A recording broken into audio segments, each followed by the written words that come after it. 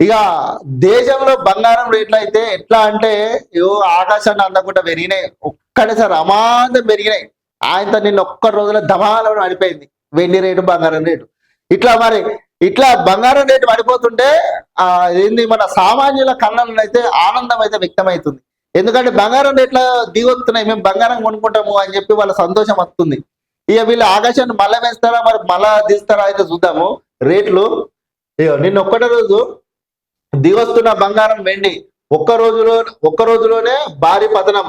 రూపాయలు 99,650 తగ్గిన పసిడి, 80,000 తగ్గిన వెండి. 9,650 రూపాయలు తగ్గిందట పసిడి, 80,000 తగ్గిన వెండి. నష్టాల్లో మునిగిన దేశీయ స్టాక్ మార్కెట్లు, అంతర్జాతీయ మార్కెట్లో భారీ కుదేలు.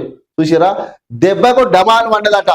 ఏదేమైనప్పటికీ కూడా వాస్తవానికి చెప్పాలంటే బంగారం రేట్లు ఆకాశంలో అందకుండా విరగడంతో సామాన్యులైతే ఇక మేము జీవితంలో బంగారం కొంటామా, అసలు కొంటామా, దాన్ని బంగారాన్ని చూస్తామా అనే స్థితులనైతే చాలా మంది ఉన్నారు.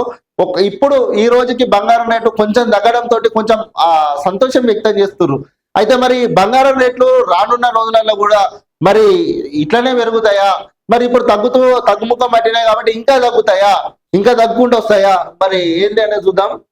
బంగారం ధరలు ఆకాశాన్ని అంటుతున్న నేపథ్యంలో ప్రజలు కొనడం తగ్గించారు.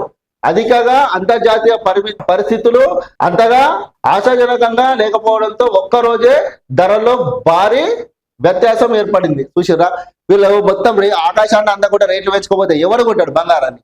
ఏమున్నా ఎవరో బలిసిన వాళ్ళు కొంటారు అంతే, అంతా మించి ఎవరు కూడా కొనలేరు. దాన్ని చూడాలంటేనే భయపడతారు. అట్లా జరుగుతుంది. కాబట్టి ఇక మొత్తం ఏదైతే ఒక్కటే రోజుల రేట్లు అయితే డమాలమని పడిపోయినాయి. మరి రానున్న రోజులలో కూడా ఈ బంగారం మరి ఇట్లనే తగ్గుముఖం పడుతుందా, లేకుంటే ఇంకా మళ్ళీ పెరుగుతుందా అయితే చూద్దాం మరి.